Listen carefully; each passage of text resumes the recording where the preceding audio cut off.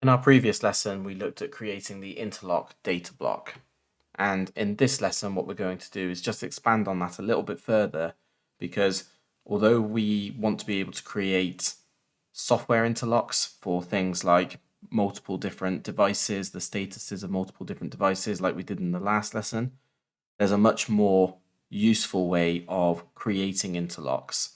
And that is from devices and instruments themselves through the method that I like to call extension. So let's have a look at an example of what I'm talking about in the instruments function block here. So this function block is looking after all of our instrumentation and managers for our analog devices. So we've seen this block before, the analog asset manager, and we should already know that the analog asset manager first off manages an analog device. This one manages IL1, our level controller.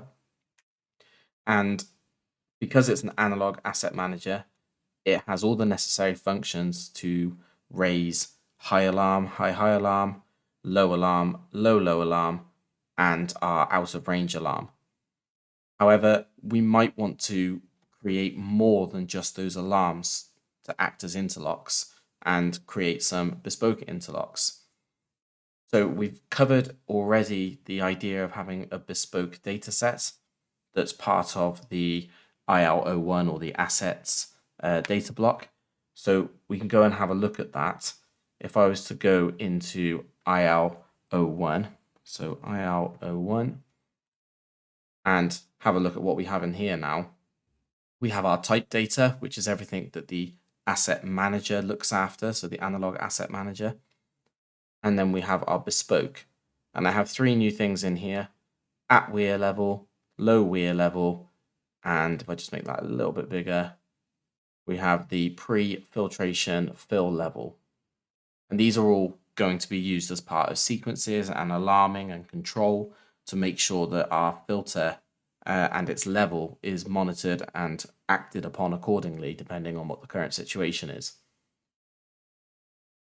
So right now, if we didn't have this information here, we wouldn't be able to act upon these new requirements for checking if we're at the weir level, checking if we're too low or at the low point for the weir level, or checking if, I've forgotten what the other one is, checking if we're at the pre-filtration fill level.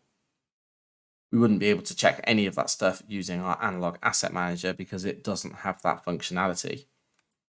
Now, this is where historically and in other projects that I've seen in the past, and I used to work this way in the past, what would happen is you would copy this block, you would create a new version of it and give it the functionality that you need. But then you have two different versions of the analog asset manager, which isn't really the right way to do it, because the whole point of having an asset manager and it being standardized and in the library is that you don't have to keep changing it. So by tagging stuff on the end or outside of the block, but making reference or accessing the data, the same data that the analog asset manager is using, we are extending its functionality. So here we have our filter data, control statuses, fill sequence active. So we only want to enable this extension of functionality if our fill sequence is active. And then we're doing the check saying if IL1 scaled value is less than the IL1 bespoke low weir level, then we turn the interlock on IL1_1, which is the low level weir inhibit. And then we have if the scaled value is less than the pre-filtration fill level, then we turn on IL1_2, which is our fill required. And we can then go off and use these interlocks here without having to do these checks every single time that we need to do these checks using the scaled value and the bespoke data, which means that we don't need to be moving those structures around. They can stay happy in the instruments layer, but our interlocks, because they're all in one place, can be moved freely between different blocks using just the interlocks UDT. And the reason this works so well is because I'm free to do whatever I need to do outside of this block, and I don't have to change this block or change the way this block is utilized, how it's set up. Everything is exactly the same. So everything between this IL01 here and this DP02 here, these two blocks are the same block, they do the same job, and nothing is different between them. However, IL01 as an asset has additional functionality, but we haven't changed the type data and we haven't changed the asset manager. And more importantly, this stuff here, which will go on to control sequences, we're not writing this stuff in the sequence. We're not including this logic in the middle of a sequence step, which, if I'm honest, most of the time I see sequences that appear complicated. They're not complicated in nature in what they're actually doing.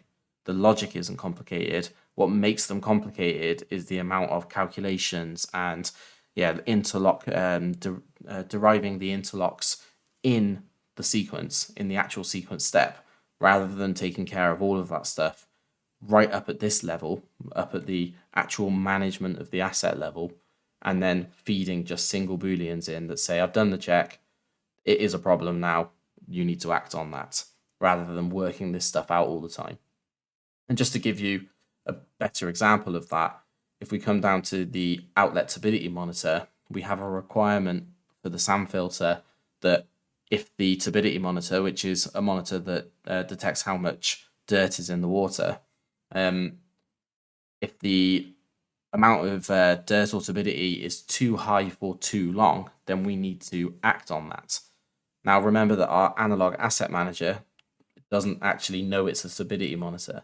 It doesn't know the difference between what the actual instrument's function is. All it knows is it's an analog, and it needs to act on those analog things, those analog signals and alarms accordingly. So we have the same thing again, that if our fill sequence is active, that's wrong. That shouldn't be our fill sequence. That should actually be the filtration sequence. So if our filtration sequence is active, and if our outlet valve, which is a modulating valve, if it's reporting closed, and notice this is on the interlock level, it's not coming from the asset data. And the reason it's coming from the interlock level is because otherwise I would have to access the modulating valves data in the instrument sort of layer, which for me, I try to keep segregated. I like to try and make everything, we are in the instruments function block, so everything in here is to do with instruments and interlocks, like for those instruments. So as long as the outlet valve is not closed, then now what we're starting to do is look at the turbidity monitor's data. So if the condition for the high alarm is active, not the actual alarm, the condition. So this is before the timer and all that sort of stuff, and actually raising the alarm on the HMI or SCADA. If the condition to create that alarm comes in, and when it comes in, we start this 2-minute timer. If the alarm condition changes to high, we reach the high point, then we turn the interlock on immediately, and it doesn't matter what this timer's doing. But if we don't reach high, once this timer completes, this becomes true here, and we then turn on the interlock anyway to say that we have a high breakthrough limit, so there's too much dirt getting out of and through our media. And down here, we're looking at the ET, so the elapsed time. If we have longer than a minute, if this has been running for longer than a minute, then we turn on a separate interlock that says that we have a high breakthrough warning. Now, those can go off and drive alarms. The warning will be used to drive an event to say stop and wash if this has happened too many times and things like that. And this one will be used to drive the shutdown to say you need to shut down. But as you can appreciate, If we were working with a more complex system where there were multiple monitors for things like this and positions on valves and everything like that, in a sequence step where you're trying to manage shutting down on any one of those conditions or multiple variations of those conditions, putting all that inside a sequence step makes the sequence step difficult to follow, with lots of things jumping off and affecting different places in the sequences. So having a layer here which is higher than the sequence level, so this is always scanned first, we always set our conditions first, and there will be times where we need to come back after the sequence. So this one here, for example, we can't say that the sequence is active until the sequence is active. But the point being is, once the sequence is active, we have then set our interlocks that manage the sequence sort of shutdown and whether it can move to the next step or whatever it is that our interlocks are being used for. And again, the nice part of this is we've put timers in and more complex functionality than the first example that we went through, but the analog asset manager has stayed consistent and standard. The only other thing that I want to expand on this is if you find that this is becoming large, like if you start finding that you've got more and more and more rungs coming off of this and it's getting too big to just be sat on the end in the network, then you can create a function or a function block. I'd recommend doing a function block because that means you'll never have to change it from a function to a function block when you want to add a timer or anything like that.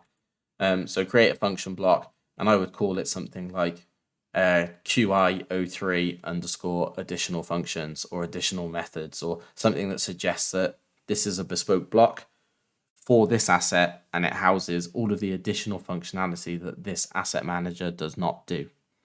And you can raise all your interlocks in there, statuses, or whatever it is that asset needs to raise. And then these interlocks here can be used, written to through the in-out interface using the UDT as the reference, just like we've done with this sort of stuff here. If you have any questions on that or you want to see an example of that, just drop a comment and I'll update underneath this video with a screenshot or something of how that comes together if people need to see that. And that's pretty much it for interlocking. So just a recap before we finish this lesson.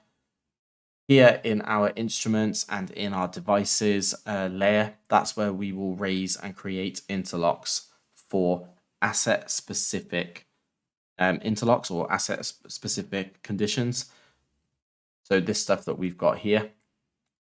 And then in the filter control section or housekeeping or whatever you're calling your area that is managing the sort of multiple different things that are project related, that's where we might bring multiple different assets together to create statuses that are or interlocks that are software driven. So they are still to do with our assets, but they don't really belong in the instruments or devices layer because we might have a mix of, if this valve is in this position and this instrument is high and this other instrument is low and the sequence is doing this, then that creates this interlock. And that doesn't really sit in this layer, in this level or layer of our project, because it's not specifically to do with instruments. So hopefully you're starting to get a feel at this point of the segregation of the project and how we have different areas that perform specific functions. And we try quite hard to make sure that those areas stay specific to their function. And it is for good reason. When we come to do sequence control, again, a lot more of that will become apparent, and you'll see where it plays into its strength, having that stuff separated.